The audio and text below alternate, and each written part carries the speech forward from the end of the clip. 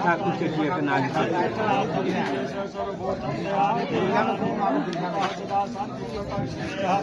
कन्यामं कुले जाता पालिता वत्सरेष्ठेयमया दत्ता पुष्पौतादिवर्धिनी हरमयासनं समकर्यातं सह धर्मेण आगे में सेवा धर्म आगे में डाल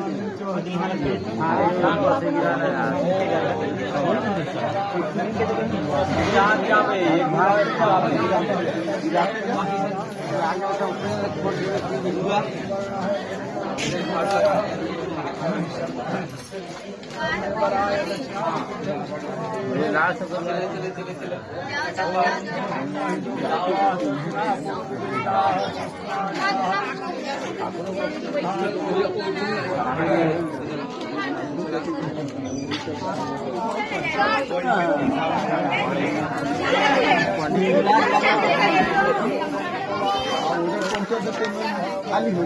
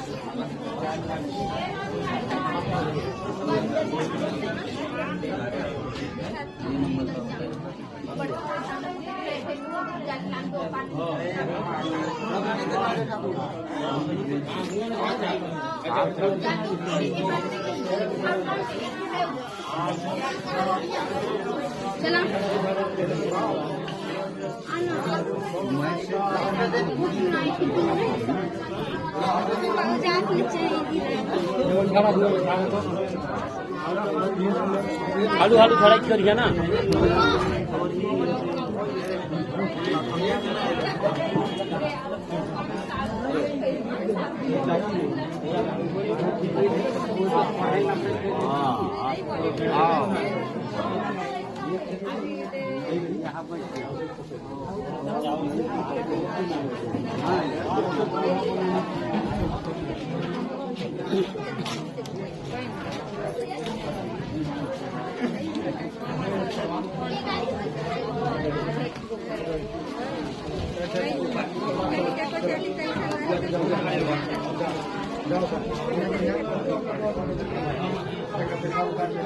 चला कहीं बीच में लड़का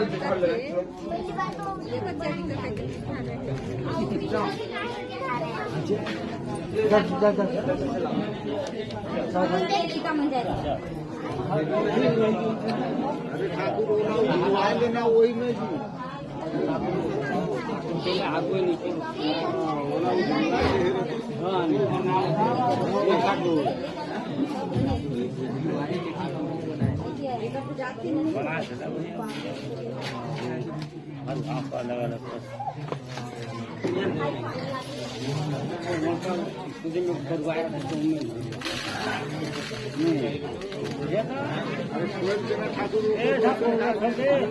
कैसे खोलिए सब नंबर खोलिए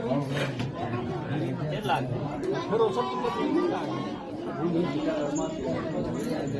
होएगी से फोन महाराज नहीं तो हो छूट तो गई गिराई तो ना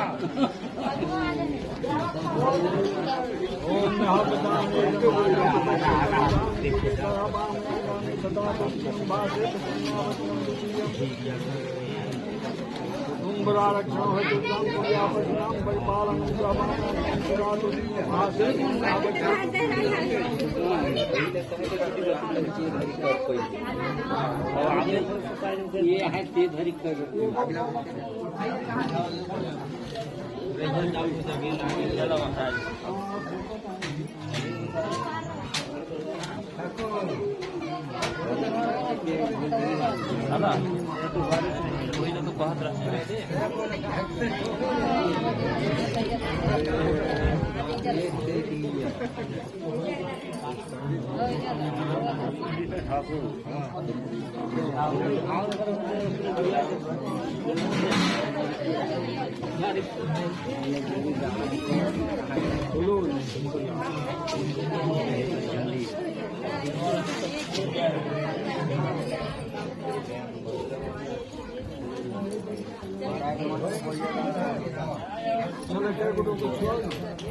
हाँ चला ऐसा मतलब कुछ मन के ऐसा करा था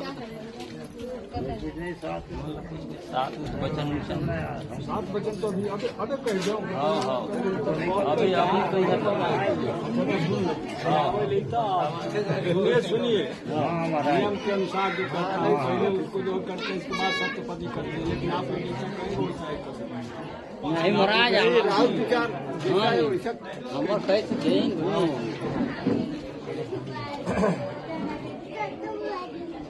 कन्या वर से वचन मांग रहे हैं। हे पति देवता तीर्थ यात्रा प्रसाद उद्यापन इत्यादि और दानाद करने में यदि आप मुझे अपने साथ रखें तभी मैं आपके बाएं अंग में आऊंगा। पहला वचन। दूसरा है यदि आप पतिदेव हव्य के द्वारा यज्ञ के द्वारा देवताओं को और कव्य के द्वारा हवन करने के द्वारा पितृगणों को पूजित करें तभी मैं आपके वामांग में आऊंगा। तीसरा वचन है कुटुंब अर्थात परिवार की रक्षा और उसका भरण पोषण आप करें तथा गाय बैल आदि पशुओं को अपने गृह में रखकर उनका पालन करें तो मैं आपके वामांग में आऊंगा। चौथा वचन है आय व्यय धन धान्य आदि आप जो कुछ भी करें उसे सदैव पूछ कर ही करें, मैं आपके वाम अंग में आऊंगी। पांचवा वचन है देवालय वाटिका कूप पापी या यदि आप निर्माण करें तो मैं आपके वाम अंग में आऊंगी। हे पतिदेव यदि इस देश अथवा दूसरे देश में आप क्रय विक्रय तथा धनोपार्जन करते रहे तो मैं आपके वाम भाग में आऊंगी।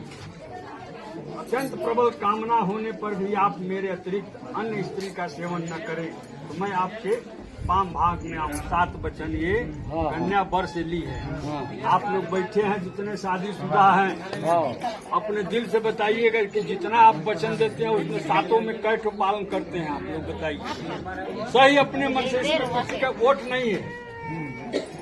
ये तो कहते हैं कि पंडित 7 वचन हमको बताइए।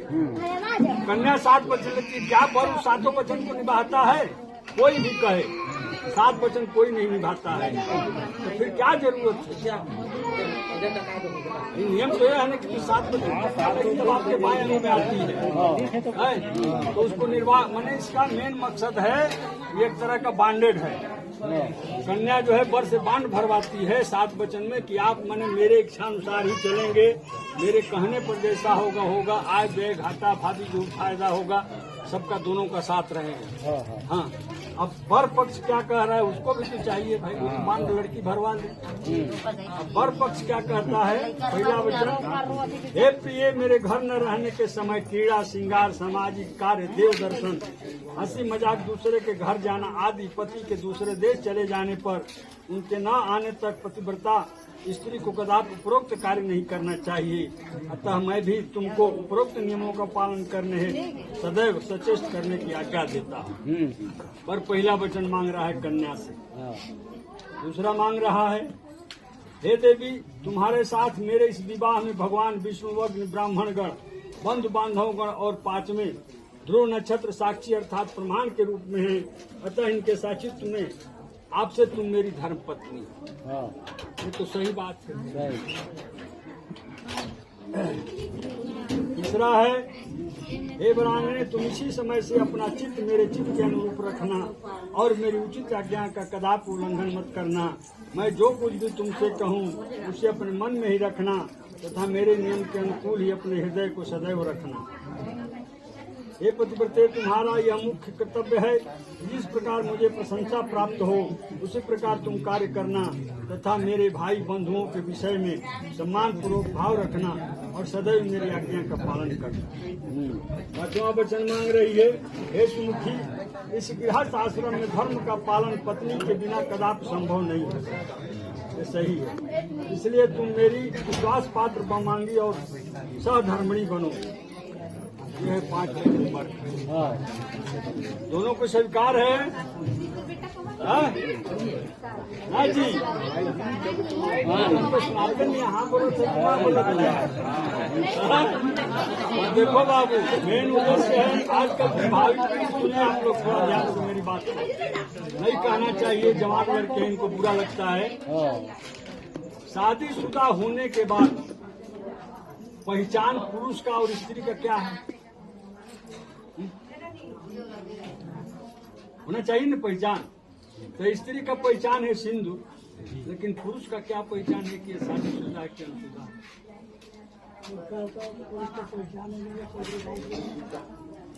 उसका पहचान है कि शादीशुदा पुरुष पर स्त्री को कभी चेहरा दिखबे नहीं करे, पहली बात। दूसरी, अगर कोई भी उसका मन अगर भ्रमित होता है, इधर उधर देखता है, तो उसको अपनी पत्नी का चिंतन करना चाहिए, तो वो दुष्कर्म नहीं कर सकता है। ये गारंटी है। हाँ, जब भी उसको मन इधर उधर विचलित हो रहा है कैसा हो वैसा, अगर वो पत्नी के चेहरों पे अपने जो सामने ले आ देगा तो उसको 7 वचन याद हो जाए कि नहीं, मैंने अपने पत्नी को जो ऐसा ऐसा कहा था, मैं ऐसा गलत काम नहीं किया। इसलिए भावी पीढ़ी है, चाहे अभी जो शादीशुदा हैं, ये भरसक तलाक फलाक आप लोग छोड़िए। जीवन निर्वाह करना है, अग्नि को साक्षी करके माता पिता से खर्चा करवा के सारा शादी ब्याह आप लोग करते हैं, अच्छी बात है, लेकिन निर्वाह करिए। जवानी 2 दिन की है, इसके बाद तो खत्म हो जाती है।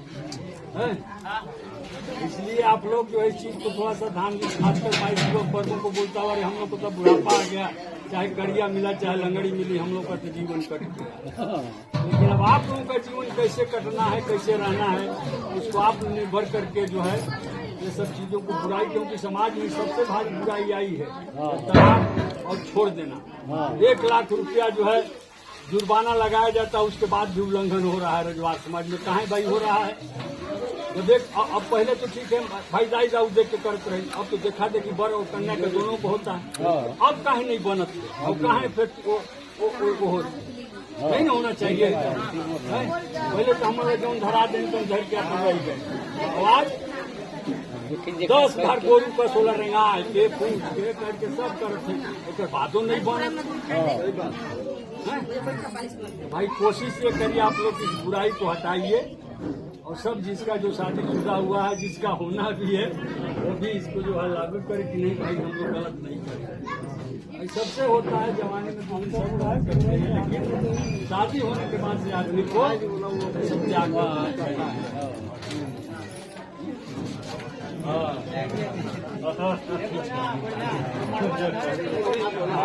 ठीक है ना, भगवान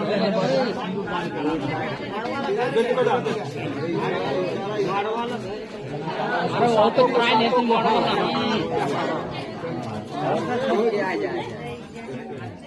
फिर इसको पूछाइए अब असल में कपड़े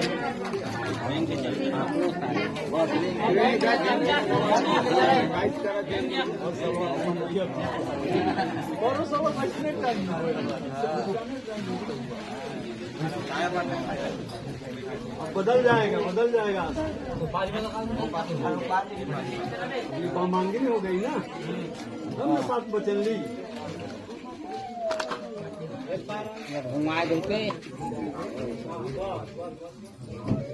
अरे इधर शादीशुदा के बाद दूसर औरत को क्यों बैठाते हैं क्योंकि उस समय वो शक्ति स्वरूपा पूजा पाठ करती है उस समय आपका स्त्री वो नहीं वो शक्ति स्वरूपा हो जाती है हम जब बाएं अंग में चली गई तो आपकी पत्नी है जैसे शंकर भगवान ने किया था हाँ शंकर भगवान भी गए तो सती को त्याग कर दिए नहीं सकी थोड़ा सा बात के लिए भैया वो सब काम छोड़ो शंकर जी किए हम लोग को नहीं करना चाहिए युग जमाना खराब है और बहुत खर्चा होने के बाद शादी शुदा करते हैं बैटरी जोड़ चलो भाई की तैयारी कर फटाफट